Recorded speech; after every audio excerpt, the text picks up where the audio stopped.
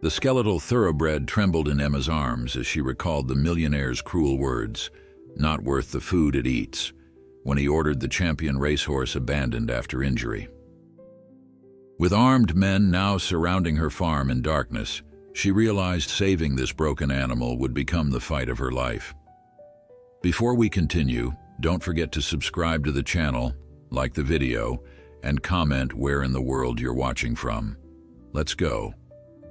The Elmwood estate stood like a monument to wealth and privilege, its sprawling grounds meticulously maintained by an army of gardeners and staff. At its center, a mansion of limestone and marble gleamed in the morning sun, windows catching the light like diamonds. But it was the stables that truly showcased Harrison Blackwood's pride, elegant structures of polished wood and brass, housing some of the most expensive thoroughbreds in the country. Harrison, a man whose fortune in real estate development had made him one of the wealthiest individuals in the state, stood in his study, gazing out at his empire through floor-to-ceiling windows. At 52, his hair had begun to silver at the temples, giving him a distinguished appearance that matched his tailored suits and commanding presence. His cold blue eyes narrowed as he reviewed the financial reports his accountant had just delivered. "These numbers from the racing division are disappointing, Jeffrey," Harrison said, his voice cutting through the silence, especially regarding Sovereign. Jeffrey Palmer, a thin man with anxious eyes, nodded quickly. "Yes, sir. Unfortunately, Sovereign hasn't placed better than 5th in his last 6 races. The trainer believes his injury from last season never fully healed, despite our investments in the best veterinary care." Harrison's jaw tightened. Sovereign had been his most expensive acquisition, a champion thoroughbred purchased for $3 million, expected to bring prestige and substantial winnings to Blackwood Racing. The horse had delivered initially, winning several major races before suffering a leg injury during a high-stakes competition 18 months ago. "How much are we spending monthly on his upkeep and training?" Harrison asked, though he already knew the answer. "Approximately $20,000, sir," Jeffrey replied, shuffling through his papers. "The specialized feed alone costs—" "That's enough," Harrison interrupted, turning away from the window. "I won't continue throwing money at a horse that can't perform. Sovereign was an investment, not a pet. If he can't race, he has no place in my stables." Jeffrey hesitated, pushing his glasses up his nose. "What would you like us to do with him, sir?" Harrison waved his hand dismissively. "Sell him. Or donate him to one of those horse sanctuaries for the tax write-off, I don't care. Just get him off my books by the end of the week. He's not worth the food he eats." That afternoon, as dark clouds gathered on the horizon, Marcus Reynolds, the head stableman at Elmwood, received Harrison's orders with a heavy heart. Marcus had worked with horses his entire life, starting as a stable boy at 14. Now, at 61, his weathered face and calloused hands told the story of decades devoted to these magnificent animals. He made his way slowly to Sovereign's stall, each step more reluctant than the last. The once mighty thoroughbred lifted his head at Marcus's approach, his dark eyes still holding a quiet dignity despite his diminished state. Sovereign's coat, once gleaming chestnut, had dulled, and his powerful muscles had begun to waste from lack of rigorous exercise. The injury had left him with a permanent limp, subtle but unmistakable to those who knew horses. "I'm sorry, old boy," Marcus whispered, stroking Sovereign's neck. "You deserved better than this." Marcus had witnessed Harrison's ruthlessness in business matters, but his callousness toward Sovereign felt different. This horse had given everything, pushing through pain to race for Harrison's glory. Now, discarded like a broken tool, Sovereign faced an uncertain future. That evening, as rain began to fall, Marcus made a decision that could cost him his job of 15 years. He called his niece Emma Sullivan, a veterinarian who ran a modest farm 2 hours away. After explaining the situation, he listened to her immediate, unwavering response. "Bring him to me, Uncle Marcus. Tonight. By midnight, Marcus had loaded Sovereign into a trailer borrowed from a sympathetic colleague. The rain fell in sheets, drumming against the metal roof as Marcus climbed into the cab, his heart pounding with the knowledge of what he was doing. Theft, at least that's what Harrison would call it. But to Marcus, it was an act of mercy. "You're doing the right thing," his colleague had assured him. "Blackwood sees these animals as nothing but profit margins. To him, Sovereign is just a liability now." As Marcus drove through the storm, Sovereign stood quietly in the trailer, swaying slightly with each turn. The horse had loaded willingly, as if sensing that Marcus was offering escape rather than further hardship. The journey to Emma's farm was tense, Marcus's eyes constantly checking the rearview mirror, half expecting to see Harrison's security team in pursuit. But they arrived without incident, pulling up to a modest farmhouse surrounded by fenced pastures and several simple but well-maintained outbuildings. Emma was waiting, raincoat pulled tight around her slender frame, her face illuminated by the headlights. At 32, she had her uncle's gentle way with animals and an unwavering dedication to their welfare. After graduating with honors from veterinary school, she had chosen to establish a practice that allowed her to take in animals in need, rather than pursue a more lucrative career in an upscale clinic. "You made it," she said, relief evident in her voice as Marcus stepped down from the truck. "Let's get him settled before this weather gets worse." Together they unloaded Sovereign, who stepped cautiously onto the wet gravel, nostrils flaring as he took in the unfamiliar smells of his new surroundings. Emma led him to a clean, spacious stall bedded deeply with fresh straw. Marcus watched as she moved confidently around the thoroughbred, her hands gentle but sure as she checked his condition. "His muscle tone has deteriorated," she noted, running her hands along Sovereign's flanks. "And he's underweight. Has he been eating properly?" Marcus shook his head. "He's been depressed since they stopped his training regimen. The staff tried, but Harrison cut back on his feed quality once he decided Sovereign wasn't worth the expense." Emma's expression hardened. "Well, he's safe now. I'll develop a rehabilitation program for him. It'll take time, but we'll get him healthy again." As they closed the stable door, leaving Sovereign to rest in his new home, Marcus felt a weight lift from his shoulders. Harrison will be furious when he discovers Sovereign is gone. Emma's green eyes, so like her mother's, Marcus's sister who had passed years ago, flashed with determination. "Let him be. I'll claim I purchased the horse legitimately. He won't want the publicity of pursuing it if I threaten to go to the press about how he neglected a champion." Marcus smiled wearily. "You always were the brave one in the family." The rain continued through the night, washing away their tracks in Sovereign's past. By morning, when Harrison Blackwood strode into his stables in his tailored suit and leather shoes, expecting to find Sovereign being prepared for transport to auction, he would instead find an empty stall and a letter of resignation from Marcus Reynolds. And Sovereign, the champion deemed worthless by a man who measured value only in dollars, would wake to his first morning of freedom with the promise of care and dignity for whatever years remained to him. Dawn broke over Emma Sullivan's farm, painting the sky in gentle strokes of pink and gold. The rain had passed, leaving behind a world washed clean, droplets clinging to fence posts and glistening on the grass like scattered diamonds. Emma had risen before the sun, her routine unchanging despite the previous night's drama. The animals needed care, regardless of human complications. She approached the stable where Sovereign rested, carrying a bucket of fresh water and carefully measured feed. Her other rescues, 2 retired racehorses, an arthritic pony, and a blind mare, nickered in greeting as she passed their stalls. Each had a story of abandonment or abuse. Each had found sanctuary with her. Emma paused at Sovereign's stall, observing him in the soft morning light. Despite his diminished state, his bloodline was evident in his proud carriage and intelligent eyes.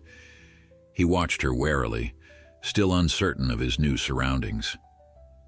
"Good morning, handsome," she said softly, entering the stall with unhurried movements. "I'm Emma. We're going to be friends, you and I." Sovereign's ears flicked forward, capturing her voice. He didn't approach, but he didn't retreat either, a small victory Emma noted with satisfaction. She set down the water bucket and placed the feed within his reach, then stepped back, giving him space. "Take your time," she murmured. "We have all the time in the world now." As Sovereign cautiously lowered his head to investigate the feed, Emma's phone vibrated in her pocket. Uncle Marcus. She stepped outside the stall to answer. "Harrison's on the warpath," Marcus said without preamble, his voice tight with anxiety. "He came in this morning to find Sovereign gone and my resignation letter. He's threatening to call the police, claiming theft of property valued at over $100,000. Emma's jaw clenched. Even injured, Sovereign is worth that much? For tax and insurance purposes, yes. Harrison's making a show of outrage, but I think it's more about his pride than the horse. No one takes what belongs to Harrison Blackwood, even something he was discarding." "Let him come," Emma said, watching Sovereign through the slats of the stall. "I've dealt with bullies before." After reassuring her uncle and ending the call, Emma returned to her morning tasks with renewed determination. By mid-morning, she had completed her rounds and was sitting cross-legged on a stool outside Sovereign's stall, quietly reading aloud from a veterinary journal. Her strategy with traumatized horses always began this way, being present without demands, letting them grow accustomed to her voice and movements. Around noon, a gleaming black Range Rover roared up Emma's gravel driveway, dust billowing behind it. The vehicle screeched to a halt, and Harrison Blackwood emerged, impeccably dressed in a charcoal suit that cost more than Emma earned in a month. Behind him, a second car arrived, disgorging a nervous-looking man Emma recognized as Harrison's accountant, and another man in an expensive suit who screamed lawyer from his polished shoes to his slicked-back hair. Emma rose calmly, brushing hay from her jeans, and walked out to meet them. She stopped at the edge of the stable yard, arms crossed over her chest. "Mr. Blackwood, I presume," she said evenly. "I've been expecting you." Harrison's cold eyes assessed her and the modest farm behind her with obvious disdain. "Where is my horse?" he demanded, bypassing introductions. "You mean the severely underweight, undertreated thoroughbred that was abandoned here last night?" Emma's voice remained calm, but steel ran through it.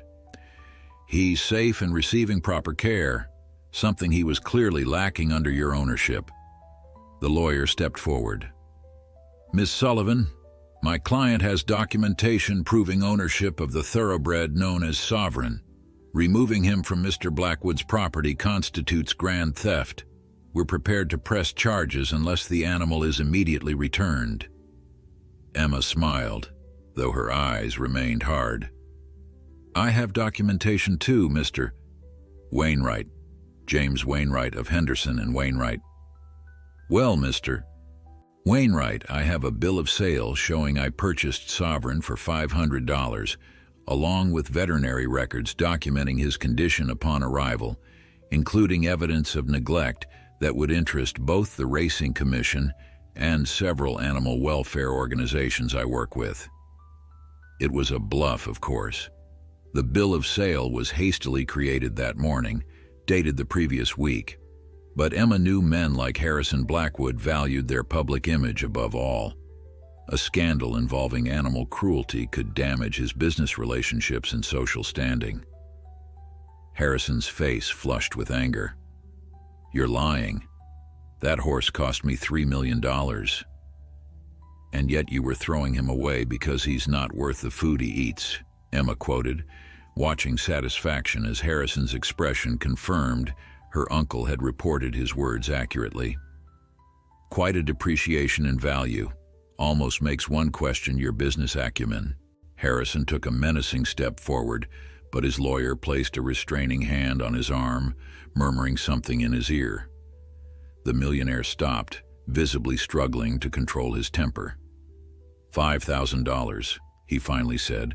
"I'll give you 5,000 for the horse's return. That's 10 times what you claim to have paid." Emma shook her head. "Sovereign isn't for sale." 10,000 then. Be reasonable, Miss Sullivan. That horse has no value to you." "That's where you're wrong, Mr. Blackwood," Emma replied, her voice softening slightly.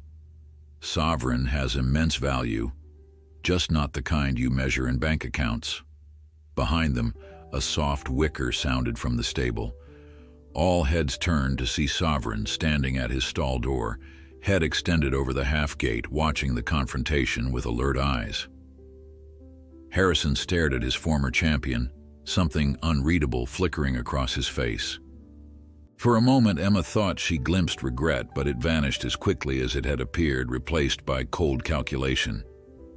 "This isn't over," he said finally, turning back to Emma. "No one crosses me without consequences." "Is that a threat, Mr. Blackwood?"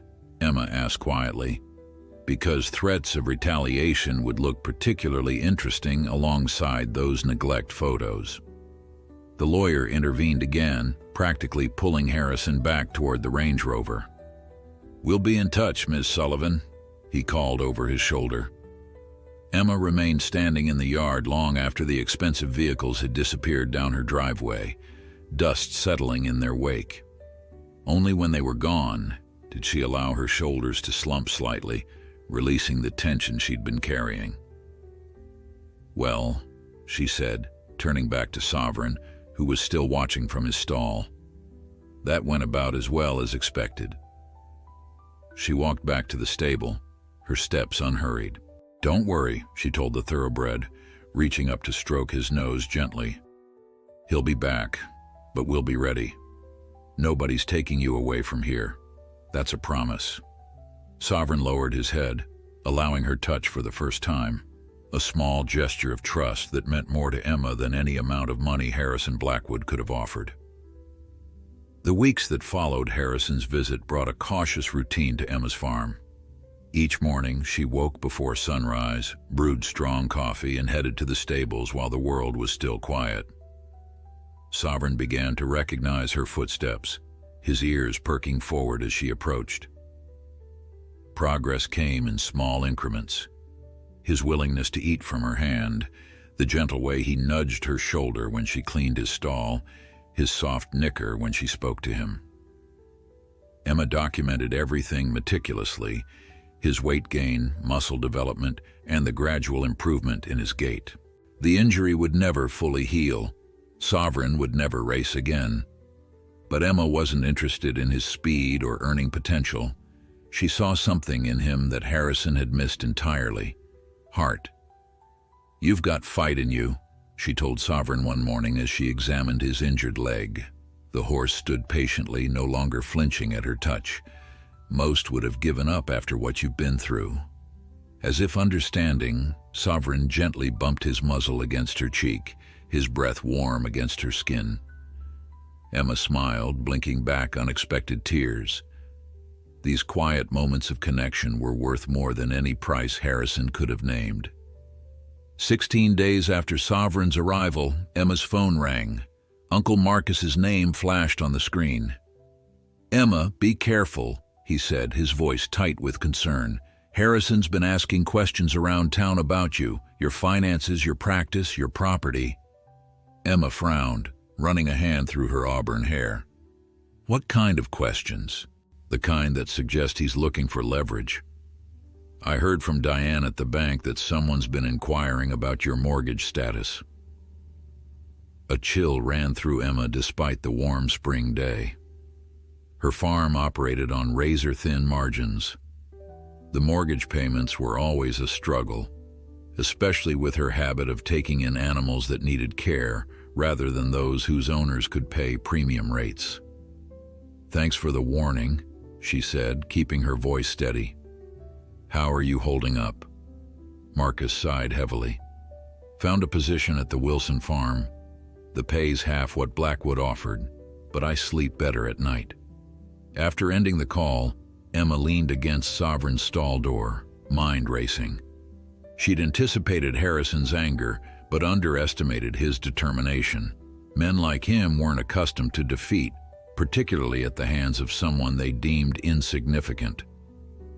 Her worry was justified 3 days later, when she received a certified letter from Emerald Valley Bank. The language was formal, almost apologetic, but the message clear. Her loan had been purchased by Blackwood Investments, and they were reviewing all terms and payment schedules. "Playing dirty, isn't he?" she murmured to Sovereign as she crumpled the letter in her fist. The horse nickered softly, pressing his muzzle into her shoulder as if offering comfort. That evening, Emma made a call to David Chen, a law school friend who'd gone corporate but still maintained his ethical compass. "He can't just foreclose on a whim," David assured her after hearing the situation. "You've never missed a payment. But be careful, Emma. Men like Blackwood have resources and connections that make them dangerous opponents." "I'm not giving up, Sovereign," she said firmly. David's sigh crackled through the phone. "I know that tone. Just document everything, okay? Any communication, any unusual occurrences, and maybe consider installing security cameras." Emma took his advice, setting up a simple surveillance system that covered the main entrance, barn area, and pastures. She also began carrying her phone at all times, ready to record any interactions. The preparations made her farm feel less like a sanctuary and more like a fortress under siege, but she refused to be intimidated. A week later, Emma was working with Sovereign in the round pen, guiding him through gentle exercises designed to strengthen his injured leg without straining it. The thoroughbred moved with increasing confidence, his coat beginning to regain its glossy sheen under her care. A dusty pickup truck appeared on her driveway, moving slowly toward the house. Emma tensed, one hand on Sovereign's halter, the other reaching for her phone. But as the vehicle drew closer, she recognized the local veterinary supply logo on its door. Mike Thompson, the regular delivery driver, emerged with a clipboard and a friendly wave. "Hey, Emma, got your monthly order here." Relief flooded through her. "Thanks, Mike, just set it by the feed room." As Mike unloaded supplies, he nodded toward Sovereign. "New addition? Handsome fellow?" "Yes," Emma said, keeping her explanation vague. "He's recovering from an injury." Mike whistled appreciatively. "Thoroughbred, right? Expensive bloodlines there." After Mike left, Emma continued working with Sovereign, guiding him in slow circles, praising his efforts. She was so focused that she didn't immediately notice the black sedan that pulled up at the edge of her property, or the man with the telephoto lens capturing images of her and Sovereign.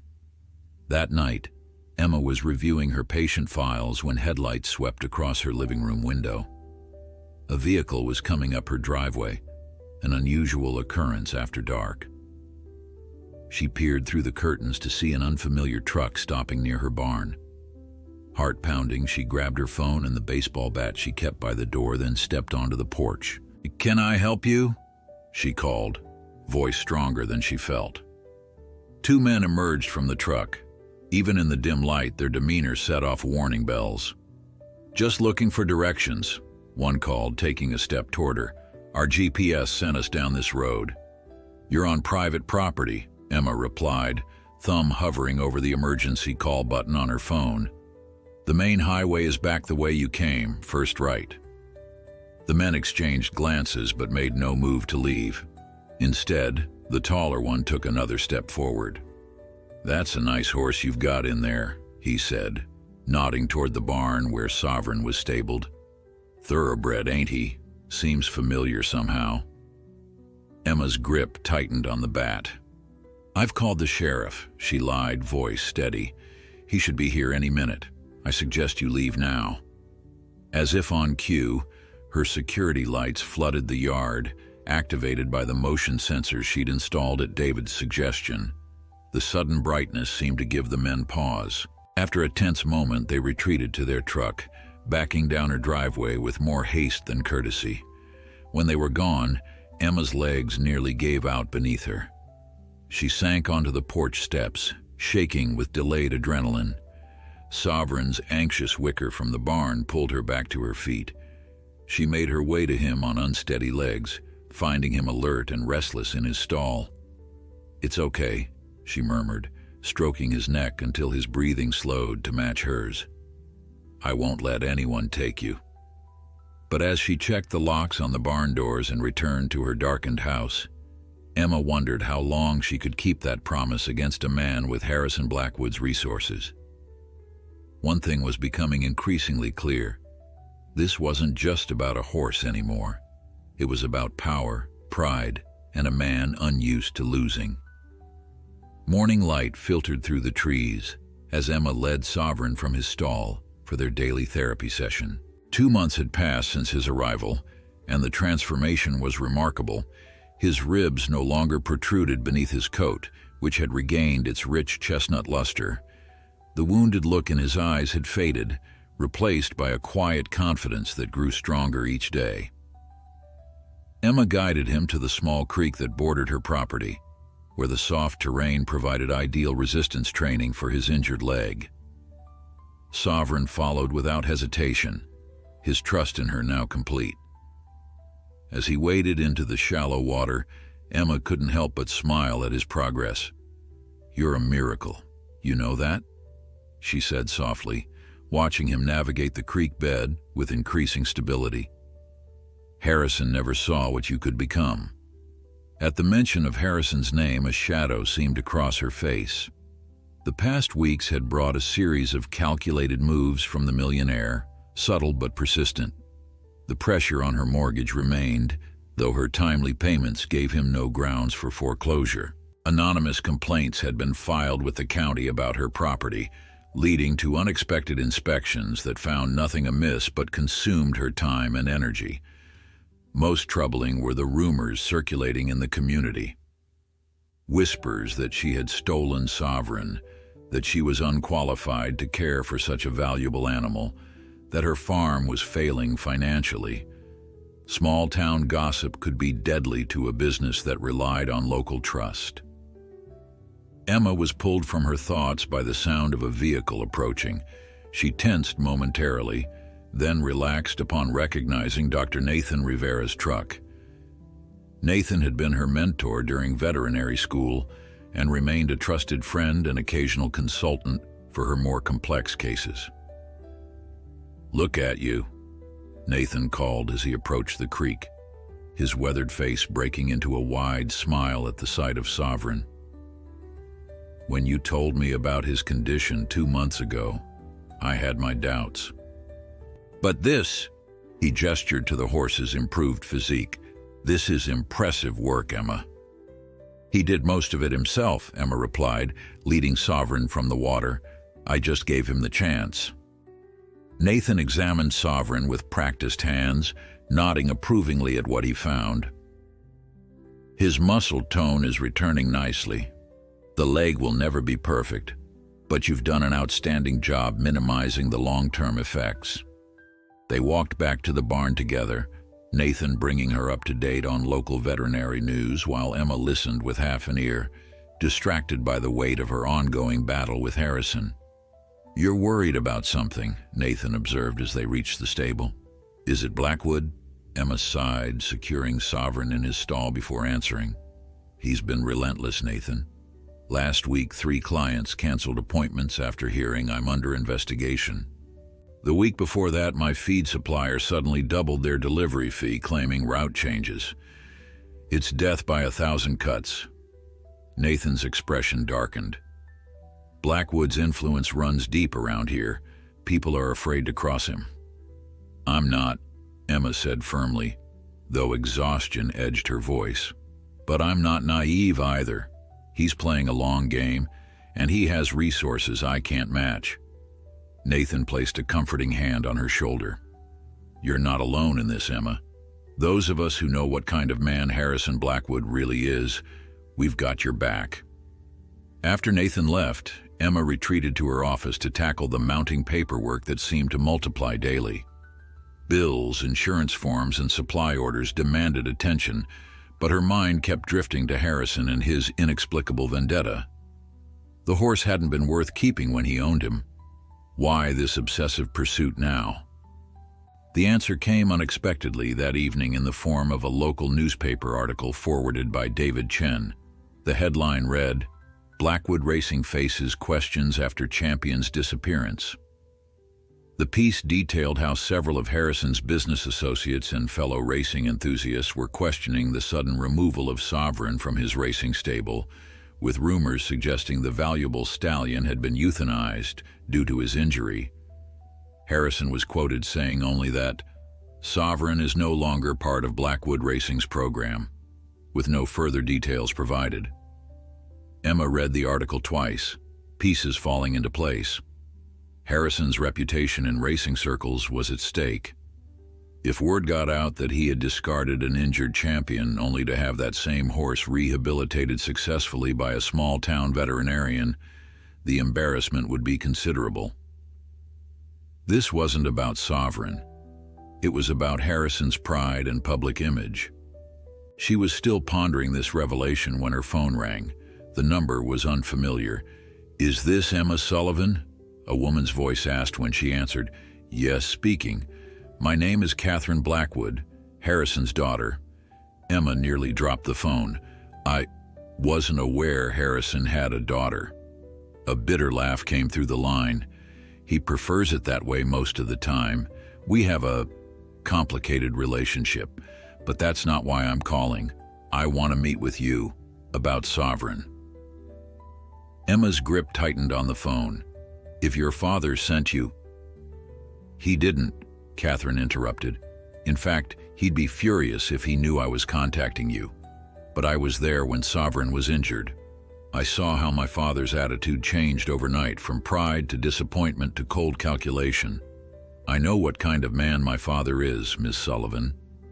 There was something in Catherine's voice, a raw honesty that gave Emma pause. "What exactly do you want, Miss Blackwood?"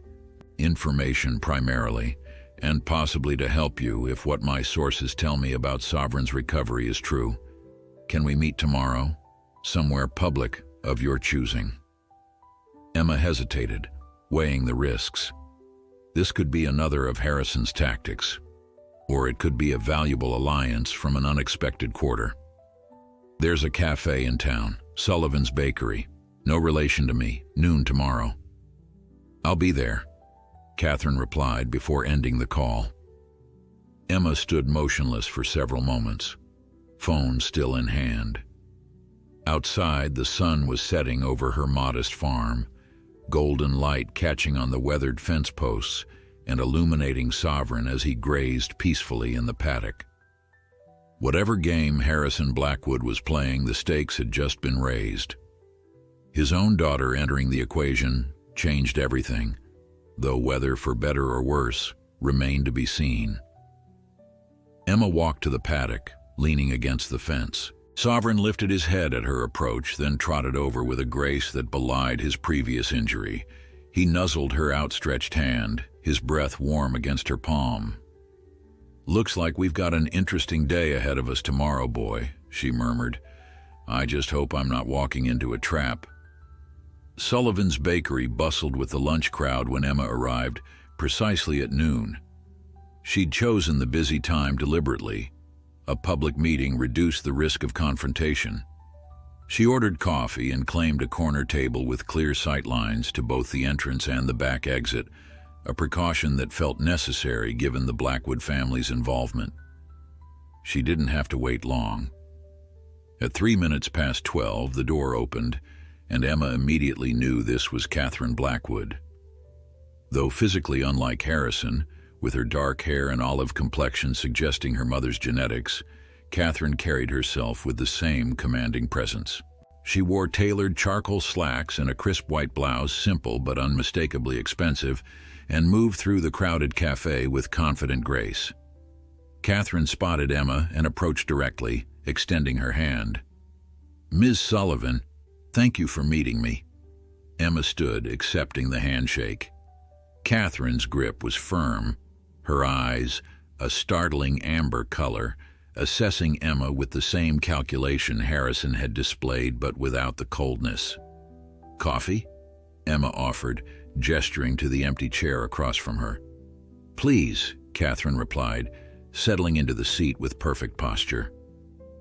Up close, Emma could see she was younger than expected, perhaps in her early 30s, with fine lines at the corners of her eyes suggesting she smiled more than her father.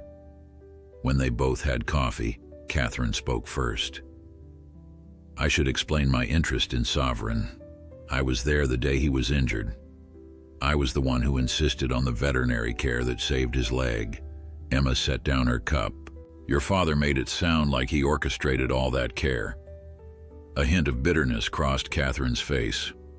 "My father is adept at claiming credit and deflecting blame. The truth is he wanted to put Sovereign down immediately. 'Cut our losses,' he said. I fought him on it. We haven't spoken much since." "Yet you know about me," Emma observed, "and about Sovereign being here." Catherine's lips curved in a slight smile. "I have my sources. Marcus Reynolds isn't the only person at Elmwood who objected to my father's treatment of Sovereign." Emma's curiosity grew. Catherine Blackwood was nothing like she had expected.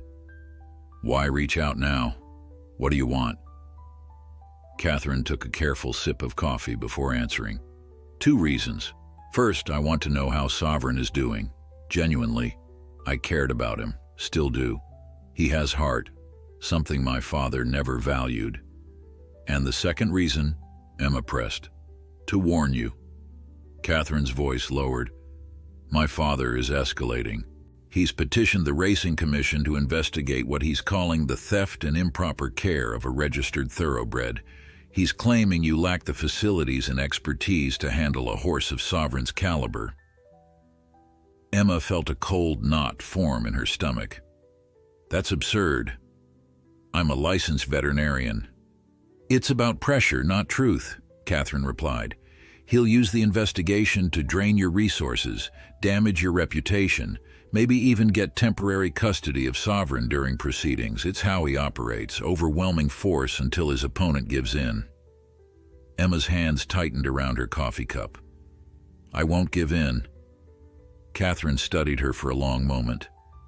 "I believe you mean that. Which brings me to why I'm really here. I want to help you keep Sovereign." "Why?" Emma asked bluntly. "He's your father. Why oppose him?" Catherine's amber eyes darkened. "Because Sovereign isn't the first. My father has a pattern of discarding anything or anyone who no longer serves his purposes, his racehorses, his business partners." She paused. "My mother, when she became inconvenient." Understanding dawned on Emma. "This isn't just about the horse." "No," Catherine admitted, "but Sovereign matters to me, and stopping my father from always getting his way, that matters too." Emma considered the woman across from her, weighing her sincerity against the possibility of manipulation. "What kind of help are you offering?" "Information, primarily. Documentation of Sovereign's condition when he left Elmwood, witness statements about my father's neglect, and financial backing if legal challenges arise." Catherine reached into her handbag and withdrew a business card. "I run my own investment firm, separate from my father's enterprises. I have resources." Emma took the card, noting the embossed logo of Nightingale Capital. "You'd go against your father publicly." "If necessary," Catherine confirmed, her jaw setting in a way that reminded Emma of Harrison, despite their different features. "Though I'd prefer to work behind the scenes. My father doesn't respond well to public challenges, especially from family." A silence fell between them as Emma processed Catherine's offer. Finally, she asked, "What would you want in return?" Catherine seemed surprised by the question. "Access to Sovereign occasionally, to see him, maybe even ride him again someday if his recovery allows it." "You rode him?" Emma hadn't considered that possibility. A genuine smile softened Catherine's features. "I was the one who discovered him at a small track in Kentucky. I convinced my father to buy him when no one else saw his potential. I trained with him for months before my father brought in professional jockeys." Her expression clouded. "That was before things soured between us." The cafe had begun to empty as the lunch rush ended. Through the window, Emma could see storm clouds gathering on the horizon, a metaphor too obvious to ignore. "I need time to think about this," Emma said finally. "Your help could be valuable, but I'm not naive enough to enter an alliance with a Blackwood without consideration." Catherine nodded, respect evident in her gaze. "Wise caution. Take your time." She stood, leaving cash for both their coffees. "You should know one more thing. My father has scheduled an inspection of your facility for next week. Racing Commission officials accompanied by his veterinarian, Dr. Lawrence Mills." Emma stiffened. Lawrence Mills was known throughout the region as Harrison's personal veterinarian, a man who certified whatever Harrison wanted, certified. "How did you learn this?" "As I said, I have sources." Catherine buttoned her light jacket. "My father doesn't know I'm aware of his plans. Use the information as you see fit." She extended her hand again and Emma took it, still uncertain whether she'd just gained a powerful ally or complicated her situation further. "I'll be in touch," Catherine said, then turned and walked out of the cafe with the same confident stride with which she'd entered. Emma remained seated, Catherine's business card between her fingers, thunder rumbling in the distance. The week following Emma's meeting with Catherine passed in a blur of preparation. Though uncertain about fully trusting Harrison's daughter, Emma couldn't ignore the warning about the impending inspection. She threw herself into readying her farm, working from dawn until well past sunset each day. She meticulously cleaned every stall, repaired fencing that had been on her someday list, and organized her medical records with obsessive precision. Nathan and several other friends from the veterinary community rallied around her, offering help with the physical labor and moral support during the exhausting days. "This place hasn't been this spotless since it was built," remarked Diane, a fellow vet who had come to help organize medication supplies. "Harrison Blackwood won't find a thing to criticize." Emma managed a tired smile. "It's not really about finding legitimate issues. It's about finding enough technicalities to build a case." She rubbed her temples, fighting a headache that had become her constant companion. "The Racing Commission has regulations designed for major operations, not small rehabilitation facilities like mine. That's why documentation is your best weapon," Diane reminded her, gesturing to the extensive records Emma had compiled on Sovereign's care. "Every treatment, every improvement, all evidence that you're providing better care than Blackwood ever did." The morning of the inspection dawned clear and cool. Emma had been up since 4, making final preparations and working with Sovereign on his morning exercises. The thoroughbred had continued to improve, his gait now showing only the slightest hitch when he was tired.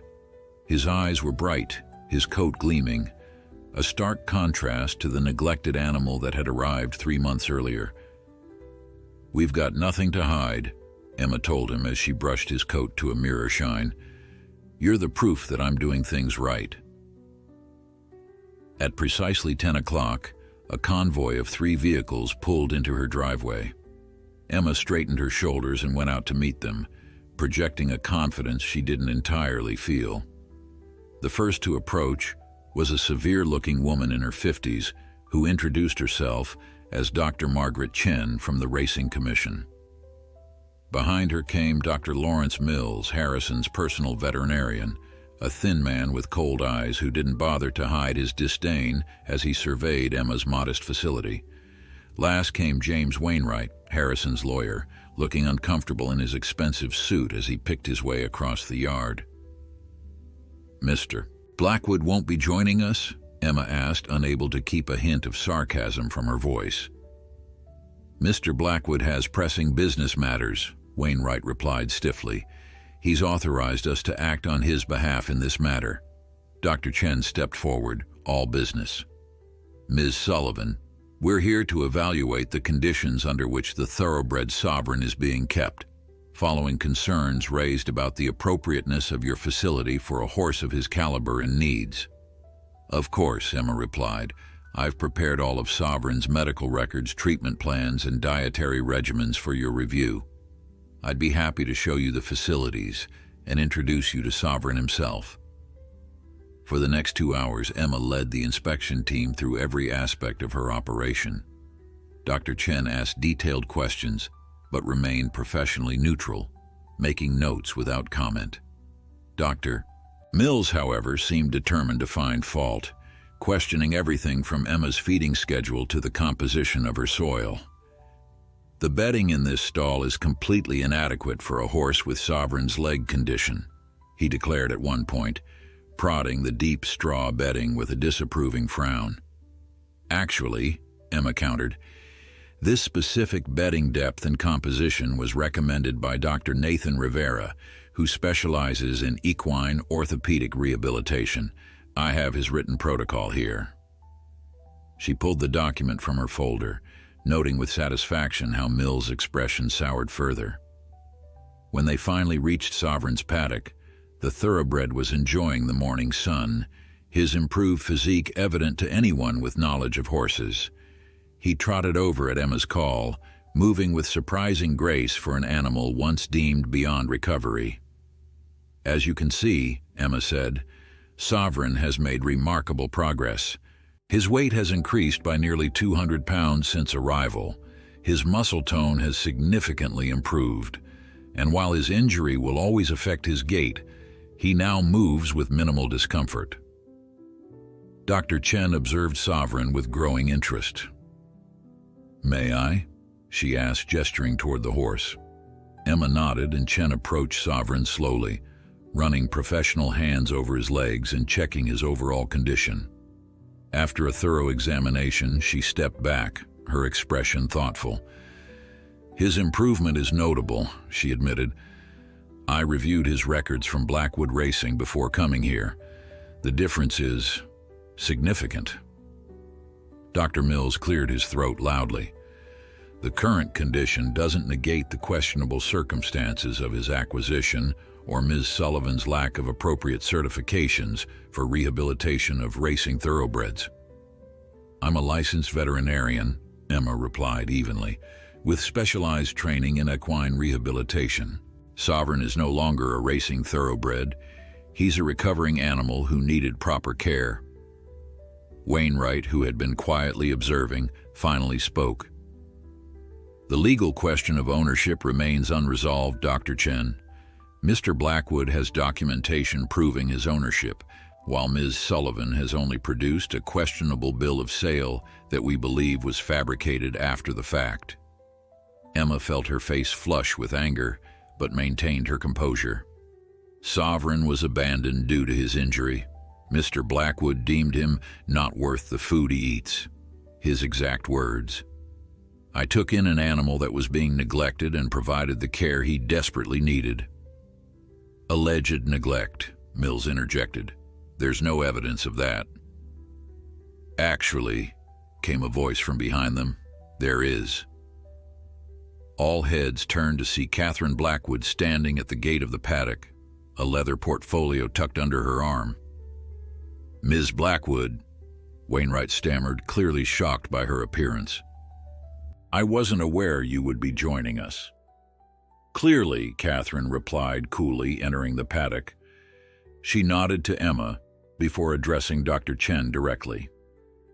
"Dr. Chen, I believe these documents will be relevant to your investigation." She handed over the portfolio. They include veterinary records from Sovereign's time at Elmwood, photographs documenting his declining condition, and sworn statements from 3 staff members regarding the orders to reduce his care following his injury. Mills paled visibly. "Those records are proprietary to Blackwood Racing."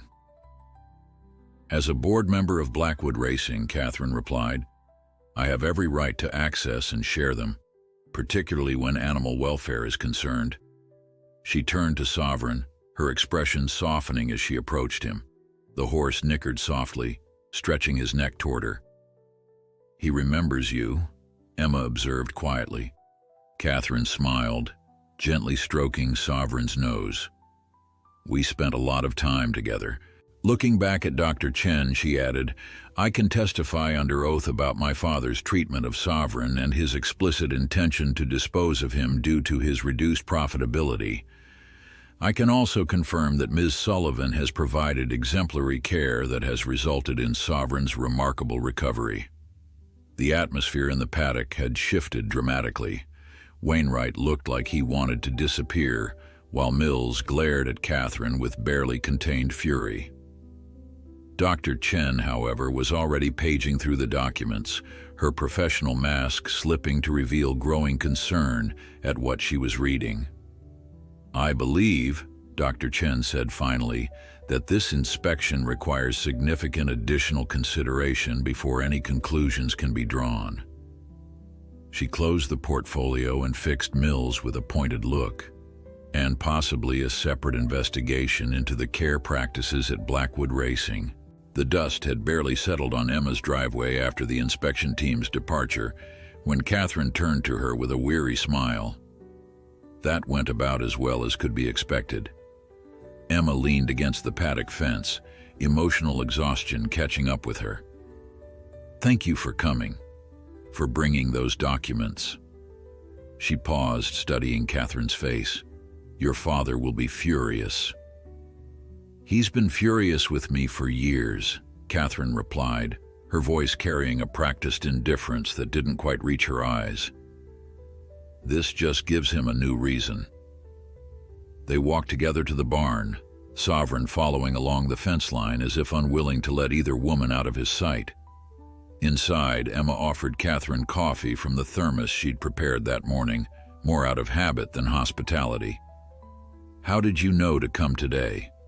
Emma asked as they settled on hay bales, the familiar sense of the stable surrounding them. Catherine wrapped her hands around the mug. I have a friend at the Racing Commission. When they scheduled the inspection, she let me know. She took a sip before continuing. I wasn't planning to show up in person, but last night I received a call from Wainwright's assistant. My father had instructed them to push for immediate removal of Sovereign regardless of his condition. Emma's blood ran cold. Could they have done that? Possibly, with enough legal pressure and the right connections. Catherine's amber eyes hardened. My father doesn't lose gracefully. When conventional tactics fail, he escalates.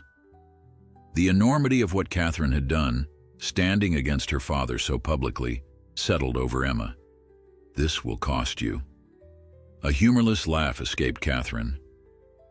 Probably, but some things matter more than my father's approval or my position in his world.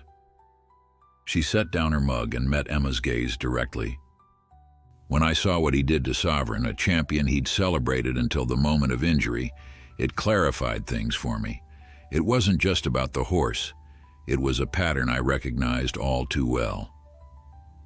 Before Emma could respond, her phone vibrated with a text from Nathan. Mills just left the Crossroads diner. Overheard him on the phone with HB. Not pretty. Watch your back. Emma showed Catherine the message. Seems the news has reached your father. Catherine's expression didn't change, but her knuckles whitened around the coffee mug. Then we should prepare. He'll retaliate. It's just a question of how and when. The how became evident 3 days later when Emma received notice that Harrison Blackwood had filed a lawsuit against her for theft of property, fraud, defamation, and intentional infliction of emotional distress. The damages sought totaled $5 million, an impossible sum designed to crush her completely. It's a scare tactic, David Chen assured her over the phone after reviewing the lawsuit. Most of these claims won't hold up in court, but that's not the point. He's trying to force you to settle, to return Sovereign, and possibly close your practice as part of the agreement. Emma stood in her kitchen, staring out at the paddock where Sovereign grazed peacefully in the late afternoon sun. I won't give him up, David. Not after everything. I understand, David replied, his voice gentle, But Emma, you need to be realistic about what you're facing. Harrison Blackwood has essentially unlimited resources for legal battles. He can drag this out for years. After ending the call, Emma sank into a chair at her kitchen table, the weight of the situation pressing down on her. The stack of bills beside her computer seemed to grow taller by the day. The lawsuit had already frightened away 2 more regular clients. Even with Catherine's promised support, how long could she sustain this fight? Her phone rang again, Catherine this time. "I heard about the lawsuit," Catherine said without preamble. "My father's making a statement with that number. $5 million is what he paid for his first racing win." Emma closed her eyes. "Your father really knows how to hold a grudge." "It's his specialty," Catherine agreed, "but we have options.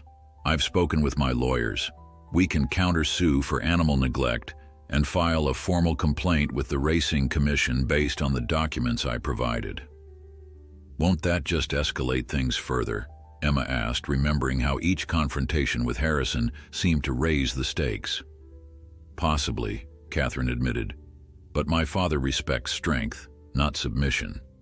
If we show him we're willing to fight as dirty as he is, he might reconsider." After the call, Emma walked out to the paddock where Sovereign stood watching her approach. The thoroughbred had continued to improve, his rehabilitation progressing faster than she dared hope. When she reached him, he lowered his head to nuzzle her shoulder, a gesture of affection that had become their ritual. "What would you do?" she asked him softly, scratching behind his ears. "Is all this worth it?" Sovereign's dark eyes seemed to hold an answer, though Emma knew it was just her own reflection she saw there. Still, in that moment of connection, her resolve strengthened. Some things were worth fighting for, no matter the cost. The next morning brought news that shifted the battle once again. Catherine arrived unannounced, her usual composed demeanor visibly shaken. "My father's called an emergency board meeting of Blackwood Racing," she said as soon as Emma opened the door. "He's planning to oust me from the board and freeze my assets in the family trust." Emma ushered her inside. "Can he do that?" "Legally, it's complicated. The trust has protections, but he can make accessing the funds difficult while legal challenges play out." Catherine paced Emma's small living room. "But that's not all. I've learned he's planning something regarding Sovereign, something imminent. My source couldn't get details, just that he told Mills to be ready to move the horse by any means necessary." A chill ran through Emma. "You think he'd try to take Sovereign by force?" "I wouldn't put it past him," Catherine replied grimly. "Not when his pride is involved. We should increase security here immediately." By nightfall, Emma's modest farm had been transformed. Nathan and several other friends had volunteered to take shifts watching the property. Additional security cameras had been installed, their feeds accessible through Emma's phone. Sovereign had been moved to the stall furthest from the road with 2 locks securing the door. As darkness fell, Emma and Catherine sat on the porch, mugs of tea growing cold in their hands as they scanned the shadows beyond the security lights. "I never thought it would come to this," Emma said quietly. "All because your father couldn't bear to be wrong about a horse." Catherine's expression was solemn in the dim light. "It was never really about the horse, Emma. It's about control. My father built his empire by never backing down, never admitting defeat. In his mind, if he lets you win this battle, everything else might start to crumble." "And you?" Emma asked. "What's this about for you?" Catherine was silent for a long moment before answering. "Redemption, maybe. For all the times I saw him discard something valuable and said nothing." She turned to Emma, her eyes reflecting the porch light. "Or maybe it's simpler than that. Maybe I just want to see him lose for once." In the stable, Sovereign shifted in his stall, alert to something the women couldn't hear: the distant sound of vehicles approaching from the darkness. The headlights appeared first, 3 sets cutting through the darkness, moving slowly up Emma's long driveway. Catherine was on her feet in an instant, phone in hand. "I'm calling the sheriff," she said, voice tense. Emma nodded, already moving toward the barn. "I'll check on Sovereign." Inside, the thoroughbred was alert, ears pricked forward, sensing the approaching disturbance. Emma checked the locks on his stall, then positioned herself at the barn entrance. Nathan emerged from the shadows at the far end, shotgun in hand. "It's loaded with rock salt," he explained, catching Emma's startled expression. "Non-lethal, but it'll sting enough to make someone think twice." The vehicles, 2 black SUVs and a horse trailer, came to a stop in the yard, floods of light washing over the modest farmhouse. Car doors opened, and figures stepped out, silhouettes against the harsh beams. Emma counted 6 men, including Dr. Mills.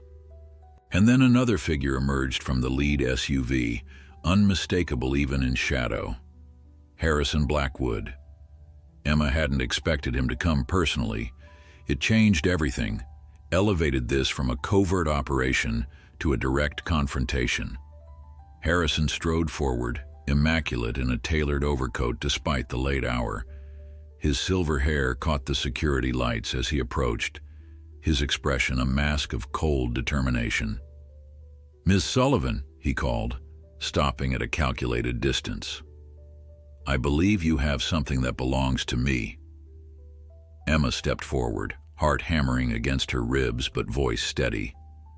"Sovereign doesn't belong to you, Mr. Blackwood. You abandoned him." Harrison's lips thinned. "I see my daughter has filled your head with her version of events. Unfortunate, but ultimately irrelevant. I have legal documentation of ownership, and I'm here to reclaim my property."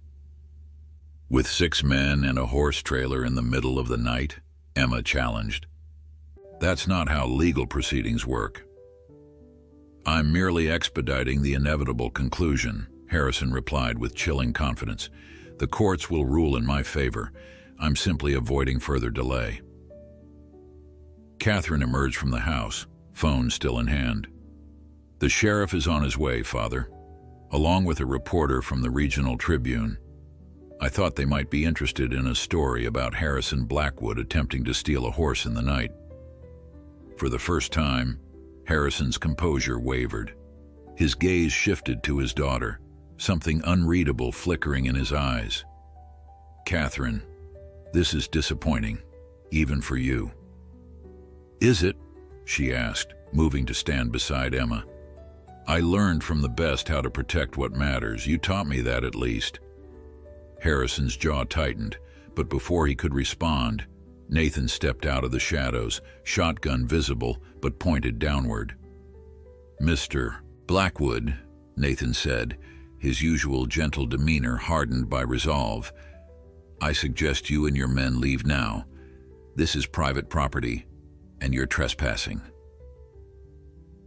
One of Harrison's men, a burly figure with a security earpiece, moved forward, but Harrison raised a hand to stop him. His cold gaze assessed the situation, calculating odds and consequences with the precision that had built his empire. "Dr. Sullivan," he said, addressing Emma directly, "let's be reasonable. That horse represents a significant investment. I'm prepared to offer you compensation for your services. $20,000 seems fair for 3 months of care, doesn't it? Far more than your usual rates, I'm sure." Emma felt a surge of indignation. "This isn't about money." "Everything is about money, my dear," Harrison replied, his tone patronizing. "Or power, often both. Name your price." "Sovereign isn't for sale," Emma stated firmly. "Not to you, not to anyone." Harrison's expression hardened, the veneer of civility slipping. "You're making a grave mistake. I can destroy your practice with a phone call. One word from me, and no client within 100 miles will bring their animals to you." "Maybe," Emma acknowledged, "but they'll know why. They'll know the truth about how you treat animals when they're no longer profitable, how you discard them when they're injured or sick." "The truth?" Harrison scoffed. The truth is that I run a business, not a charity. Sentimentality is a luxury for those who don't have to meet payroll or answer to shareholders. Catherine took a step forward. Is that what you told yourself when you pushed Mom out? That she was just another liability to be cut from the books? A tense silence fell. Even Harrison's men exchanged uncomfortable glances. The question had struck a nerve, exposing something personal in what Harrison had framed as purely business. That's enough, Catherine, Harrison said, his voice dangerously quiet. You've made your choice clear tonight. Don't expect me to forget it. I never do, Catherine replied, holding his gaze. The standoff might have continued, but the distant wail of sirens broke through the night air. Harrison's expression shifted, weighing options with the rapid calculation of a man unaccustomed to defeat. This isn't over, he said finally, his voice cold, not by a long shot. With a sharp gesture to his men, Harrison turned and walked back to the lead SUV. The vehicles reversed down the driveway, headlights sweeping across the farmyard one last time before disappearing into the darkness. The tension seemed to leave the air all at once. Emma's shoulders sagged as the adrenaline drained from her system. Beside her, Catherine remained rigid, her face pale in the security lights. He'll be back, Catherine said quietly. Not like this, too public, too messy, but he'll find another way. Emma nodded, knowing it was true. We'll be ready. In the distance, the sheriff's car appeared, lights flashing. Catherine's phone rang. The reporter she'd called, no doubt eager for details. Should I tell them what happened? She asked Emma. Emma considered for a moment. Going public would escalate things further, but it might also provide protection through visibility. Yes, she decided. The truth is our best defense now. As Catherine stepped away to take the call, Emma returned to the barn. Sovereign stood at his stall door, alert but calm, his eyes finding hers in the dim light. She approached him, running her hand along his strong neck, feeling the steady beat of his heart beneath her palm. You're worth it, she whispered, leaning her forehead against his. Every bit of it. Later, after the sheriff had taken statements and departed with promises of increased patrols, Emma and Catherine sat at the kitchen table, mugs of tea warming their hands. The night's confrontation had left them both drained but resolute. I've never seen my father back down before, Catherine observed, a hint of wonder in her voice. He didn't back down, Emma corrected gently. He retreated strategically. There's a difference. Catherine nodded, staring into her tea. When I was 12, he had this racing greyhound, beautiful dog named Mercury. Won everything for 2 seasons straight. Then Mercury injured his leg. Not even badly, just enough to slow him down. She paused, the memory clearly painful. One day, Mercury was just gone. When I asked where, my father said, "Business decisions can't be sentimental, Catherine. Remember that." It was my first lesson in what my father values. Emma reached across the table, covering Catherine's hand with her own. Sovereign got luckier. He found people who see his worth beyond the track. Yes, Catherine agreed, managing a tired smile. He did. The Tribune's headline the next morning read, "Midnight standoff at local vet's farm, millionaire Harrison Blackwood attempts to reclaim racehorse." The article detailed the confrontation, complete with quotes from the sheriff about potential criminal trespassing charges under review. Catherine's strategic call to the press had worked. Harrison's actions were now public, his methods exposed to scrutiny. Emma barely had time to read the article before her phone began ringing. Local news stations wanted interviews. Fellow veterinarians called to offer support. Even clients who had previously distanced themselves were reaching out, expressing outrage at Harrison's tactics. It's working, Catherine observed as Emma declined yet another interview request. Public opinion is shifting. For now, Emma replied, pouring fresh coffee for them both. Neither had slept much. Your father doesn't seem like someone who stays down for long. Catherine's expression darkened. He isn't. He'll be recalibrating, consulting with his PR team and lawyers. The public angle caught him off guard, but he'll adapt. By afternoon, the predicted response materialized. A press release from Blackwood Racing expressed deep concern for the welfare of a valuable champion thoroughbred being kept in substandard conditions. It announced that Harrison had filed for an emergency court order to have Sovereign temporarily placed in the care of the state's premier equine facility until ownership can be properly determined. Clever, Catherine muttered, reading the statement on her tablet. He's shifting the narrative from property theft to animal welfare, making it seem like his midnight raid was born of desperate concern for Sovereign's health. Will people believe that? Emma asked, dismayed by the calculated strategy. Some will. My father has built relationships with influential people for decades.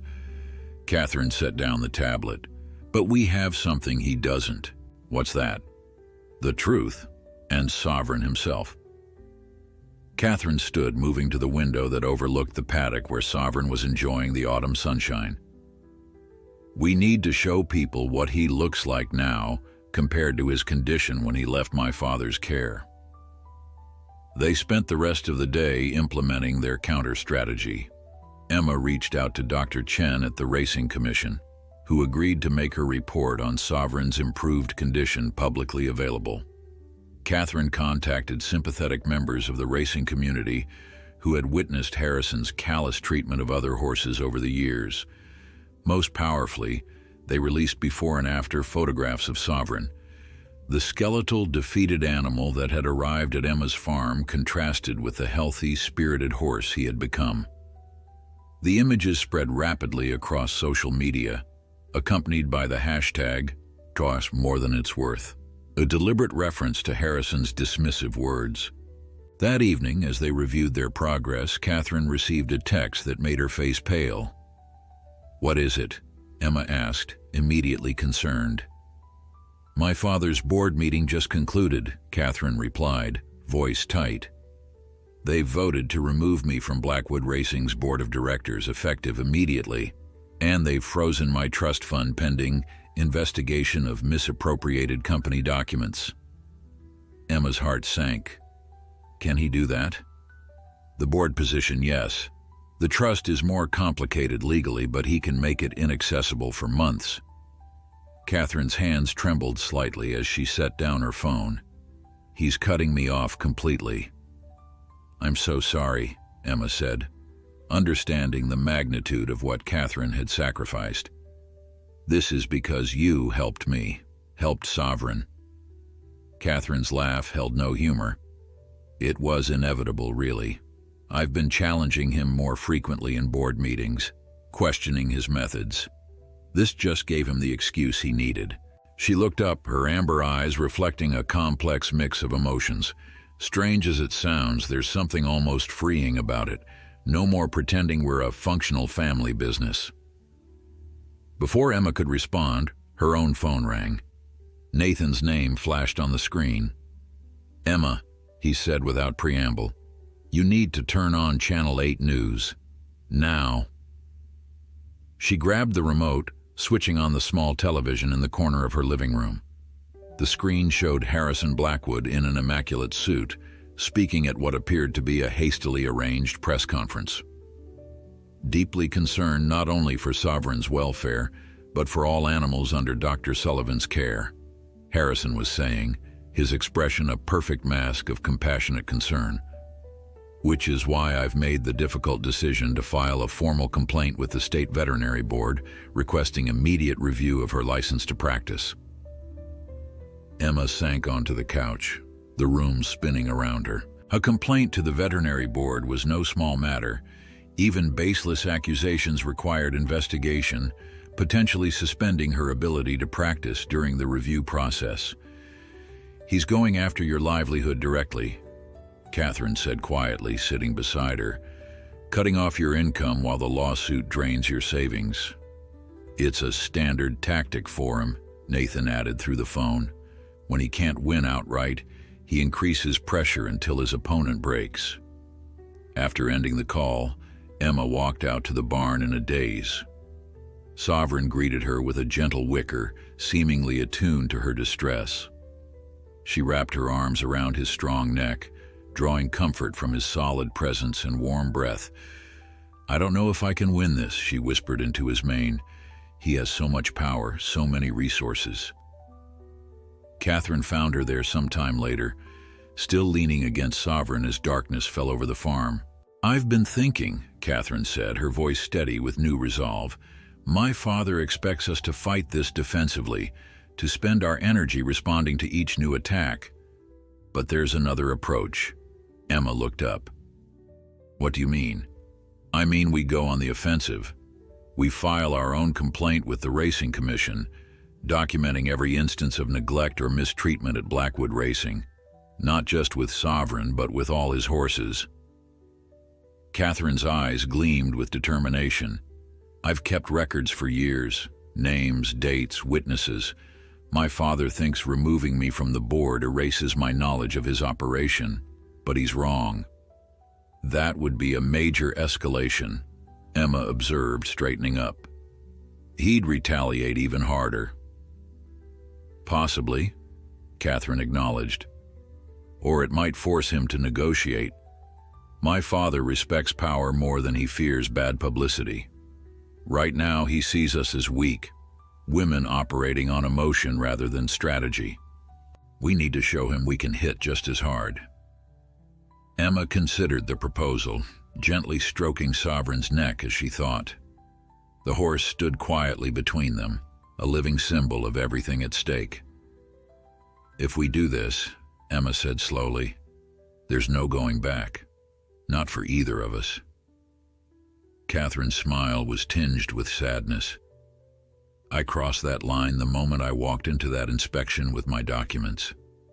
There's no reconciliation waiting for me, Emma. I've accepted that."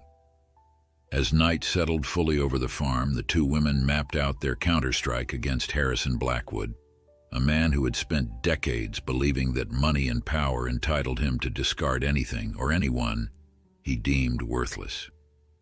For the first time since the conflict began, they weren't just reacting to Harrison's moves, they were making their own. And in his stall, Sovereign, once deemed not worth the food he eats, stood tall and strong, unaware that he had become the catalyst for a battle much larger than himself. The following weeks unfolded like a high-stakes chess match. Catherine filed a comprehensive complaint with the Racing Commission, documenting years of questionable practices at Blackwood Racing. Emma faced a temporary suspension of her veterinary license pending investigation, but 3 respected colleagues stepped in to maintain her practice and care for her animals, including Sovereign.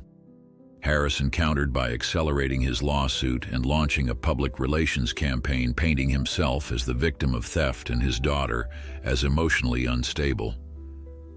The local community, however, had largely rallied behind Emma. Farmers brought fresh hay and feed.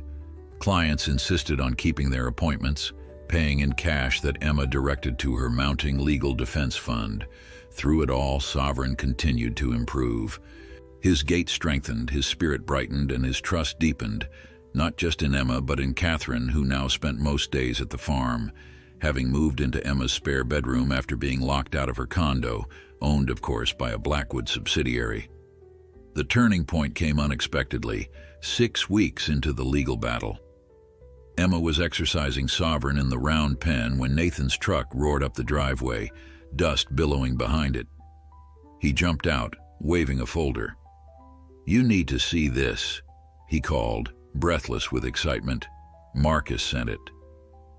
Inside were documents from Blackwood Racing's insurance company, accidentally copied to Marcus's personal email during his final days of employment. They detailed Harrison's attempt to collect a $1.5 million insurance payout on Sovereign after his injury, claiming the horse had been humanely euthanized due to catastrophic career-ending trauma. He tried to collect death benefits while Sovereign was still alive, Catherine said, voice hollow as she studied the paperwork. Insurance fraud. The evidence was irrefutable. Harrison had signed the claim himself, along with a certificate of euthanasia falsified by Dr. Mills. The insurance company had paid in full, believing Harrison's statement that the horse's remains had been cremated privately. "This changes everything," David Chen confirmed when Emma called him. "Insurance fraud is a felony. Criminal charges would be inevitable if this went public." 3 days later, Harrison Blackwood's Bentley appeared on Emma's driveway, alone this time. The man who emerged looked somehow diminished, his shoulders slightly stooped, his trademark confidence replaced by a grim resignation. Emma and Catherine met him at the porch steps, standing shoulder to shoulder. "Ms. Sullivan, Catherine." Harrison nodded curtly. "I believe we have matters to discuss." Inside Emma's modest living room, Harrison seemed out of place, a creature of marble hallways and leather-appointed offices, reduced to sitting on a second-hand sofa with a mug of ordinary coffee. He declined to drink it. "I understand you've acquired certain documents," he began without preamble. "Documents that could be problematic if misinterpreted." "There's no misinterpretation possible," Catherine replied coldly. "You committed fraud, Father. You collected insurance money for a horse that wasn't dead." Harrison's jaw tightened. "A clerical error. Mills submitted incorrect paperwork during a chaotic time. Signed by you," Emma pointed out, "and followed by multiple attempts to conceal Sovereign's existence." A heavy silence fell. Outside, the late autumn wind rattled the windows. Harrison stared at his folded hands, a man calculating odds that had suddenly turned against him. "What do you want?" he finally asked. Catherine leaned forward. "Drop all lawsuits against Emma. Reinstate her veterinary license immediately through your connections. Sign over Sovereign's ownership to her, legally and permanently, and replace the money you took from my trust." Harrison's eyes narrowed. "And in return?" "The insurance documents stay private. The Racing Commission receives an amended complaint focusing only on animal welfare concerns, not fraud. Your reputation remains intact, if somewhat bruised." Emma watched the negotiation unfold, marveling at Catherine's composure. Harrison studied his daughter with something almost like respect beneath his anger. "You drive a hard bargain," he said finally. "You would have made a formidable CEO." "I learned from watching you," Catherine replied, her voice softening slightly, "though I hope to use those lessons differently." 2 hours later, Harrison departed with signed agreements in hand, documents his lawyers would finalize within 24 hours. The battle had ended not with a dramatic confrontation, but with the quiet scratching of pens on paper. When his car disappeared down the driveway, Emma and Catherine stood in stunned silence. "Did we just win?" Emma asked softly. Catherine's smile was tinged with sadness. "Yes, though I don't think there are true winners in family wars." Later, they walked together to the paddock where Sovereign grazed peacefully, unaware of the negotiations that had determined his fate. The setting sun cast a golden light over the farm, turning ordinary fields into something almost magical. "What will you do now?" Emma asked as they leaned against the fence. "With your father, I mean." Catherine considered the question. "Keep my distance. Some relationships can't be repaired, not fully, but maybe with time." She shrugged. "At least we can have civil conversations about business matters now. And you? Will you stay in town?" "I think so. My investment firm can operate anywhere." Catherine smiled, watching Sovereign trot toward them. "Besides, I've grown attached to this place, to him." Sovereign reached them, his warm breath clouding in the cool evening air. He nuzzled Catherine's shoulder, then Emma's, as if greeting them equally. "He's going to need regular exercise," Emma said, running her hand along Sovereign's strong neck. "Someone who understands his spirit, his need to run even with his limitation." Catherine's eyes widened slightly. "Are you suggesting—" "A partnership," Emma confirmed. He's legally mine now, but in every way that matters, he belongs to both of us. We both fought for him. We both saw his worth when others didn't. The following spring brought changes to Emma's farm. With Catherine's investment, the facilities expanded. A therapeutic riding program began with Sovereign as its proud ambassador. Children with disabilities, veterans with PTSD, and adults recovering from trauma found healing in the connection with horses that understood suffering and resilience. On a perfect May morning, Emma stood watching as Catherine guided Sovereign through a gentle canter in the new arena. His gait still showed a slight unevenness, but his eyes were bright, his spirit unbroken. He would never race again, never bring home trophies or purses, but he had found a purpose more meaningful than running in circles for human entertainment. Occasionally, Emma caught glimpses of a black luxury car parked on the distant road overlooking the farm. Harrison never approached, never acknowledged his presence when spotted. But sometimes, when Catherine was working with Sovereign, the car would linger longer than usual. "Do you think he regrets it?" Emma once asked Catherine after mentioning seeing the car again. "Giving up on Sovereign?" Catherine considered the question while untacking the thoroughbred after their session. Maybe, or maybe he's just trying to understand. Understand what? How something he deemed worthless could become so valuable. Catherine patted Sovereign's gleaming flank. It challenges everything he believes about worth and value. Sovereign whickered softly, pressing his muzzle into Catherine's palm as if offering his own wisdom on the matter. The three of them, horse, veterinarian, and businesswoman, had formed an unlikely family, bound by a battle that had ultimately freed them all. And if Harrison Blackwood was learning a belated lesson about the true nature of worth, perhaps that was victory enough.